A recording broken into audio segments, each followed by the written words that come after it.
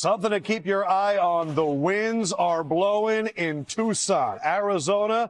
We are going to see. But if you need to cut through the wind, you need quarterbacks that can zip it. Leading the nation in passing yards, Sawyer Robinson, the only quarterback with multiple passing touchdowns in every game this season. One more, he moves into fourth all-time in Baylor history. On the other side, Noah Fafita, the all-time leader in passing touchdowns in Arizona history, passed Nick Foles last week, and he's protecting the ball as well. 24 touchdowns, 4 interceptions.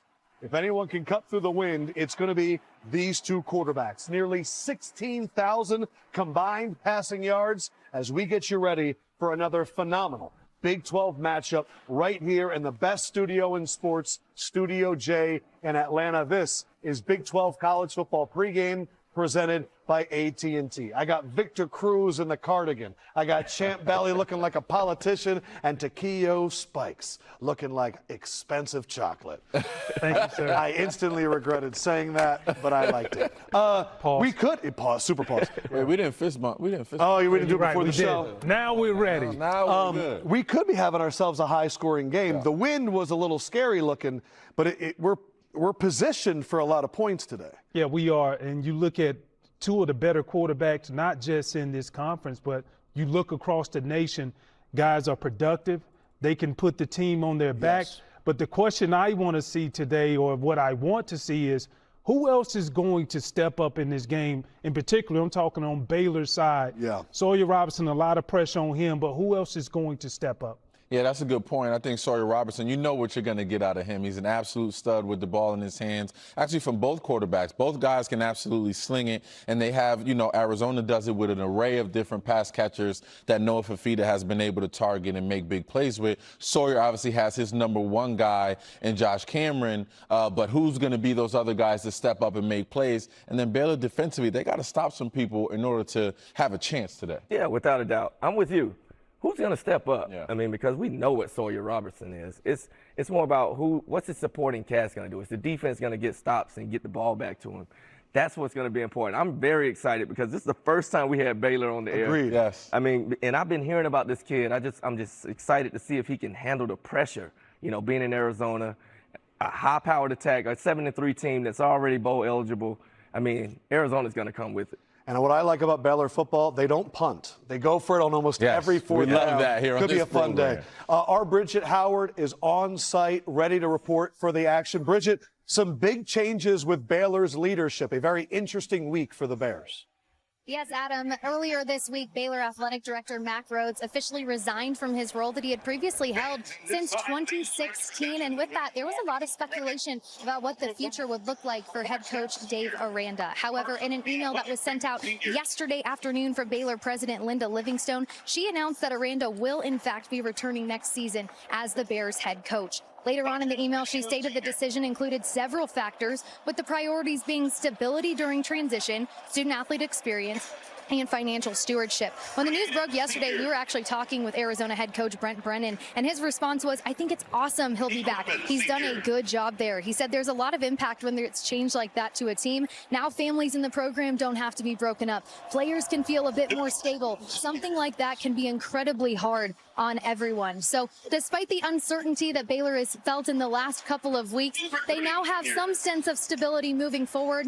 A win today and becoming bowl eligible would certainly make quite the ending to the week for the Bears. Bridget, thank you so much. We appreciate you. This was definitely something to monitor going forward with Baylor. So change in the leadership. But what about at quarterback? We have had consistency. Sawyer Robertson, if he throws 3 touchdowns today, he ties Bryce Petty. If he throws 5, which would be a heck of a television performance, he ties Charlie Brewer for second all-time. But you were loving this dude in preseason, and every single week he does the damn thing. Yeah, and you look at his stature, standing, I can't remember how big he is, but when I see him play, I see a lot of Brock Purdy. Yeah. And I see him knowing where to go with the ball before the ball is snapped. Listen, he's coming into this game averaging 45 pass attempts per game. So 6'4", 210. Vic would Sawyer love Robertson. that. yeah, so Love that. That's And he my can kind of run, offense too. right there. yeah, you know what I mean? So like when you got a quarterback who's throwing the rock at that rate, it's going to make him more susceptible to interceptions. Yeah. But defensively, I would like for them to step up so this man really could get his flowers, because he is leading the nation in passing yards. Yeah. Vic, on the other side, Noah Fafita has now gone 123 consecutive passes without an interception. We've had him on our air. This is his first year not playing with Teteroa McMillan, now doing it with the Carolina Panthers. And I feel like he's settled into being a really strong and confident quarterback. Yeah, just solid all the way around. He's not going to wow you with a lot of the things that he does. He's not going to throw it 45 times and throw for 500 yards, but he's going to take care of the football. He's going to get the ball out to his playmakers and let them do what they do.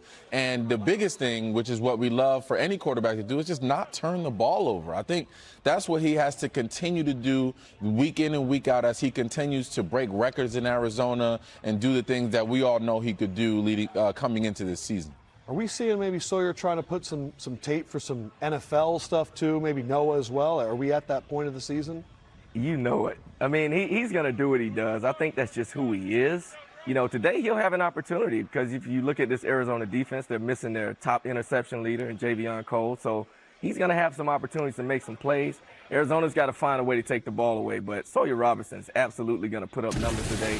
They know what their money's made in this offense, and it's Sawyer Robertson throwing the ball all over the place. What I find that maybe most of the nation doesn't realize, you see that last bullet point on the bottom, third in FBS and team pass efficiency defense. To make it more simple, they're 7th in passing yards against. So they're top 10, and this is a team that was 102nd against the pass last year, and now they're 7th.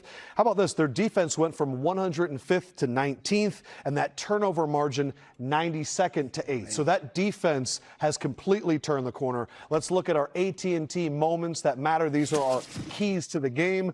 Champ, you start us off here. Arizona eliminate those explosive plays and create turnovers. They've done that all season long. That's true to their DNA. Vic, Baylor stopped the big play defensively, something they have not been able to do, and Sawyer can only do so much. And Takeo, offense needs 150 rushing yards, but I'm going to give you the open book here. What do you want to spotlight in this matchup? Just Bryson Washington, the running back.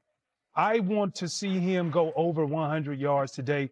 He has that ability, and he had a great game going up against Utah last week, but they need to feed him more. We sat here on this panel and talked about who else is going to step up. Running back-wise, he needs to step up in order for them to take that pressure off Sawyer and allow everybody else to get involved. I was watching that Utah game last week, and it seemed like Baylor outgained them. They had control, but they kept letting up the big plays. How is this happening to the Bears? It's just bad on the defensive side, and led by their leader, Keaton Thomas, the linebacker. I love his game. I think he's very athletic, but it's a few things, but the one thing that continuously showed up was those guys not fitting the run well. Here, let's take this play for an example.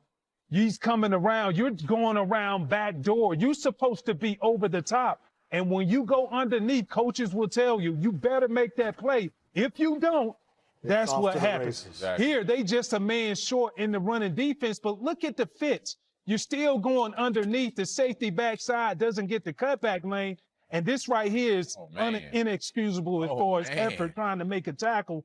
And they gave up last week 3 plays, 3 runs for over 60 yards rushing. Crazy. 3 explosive plays. That is unheard of. Yeah, it was a season high 380 rushing yards. My question for you is that Utah with 2 NFL tackles, or has this been something that has been haunting them all year that could haunt them again today? No, this is something that's been haunting them all year, and that's the reason why Coach Aranda is on the hot seat.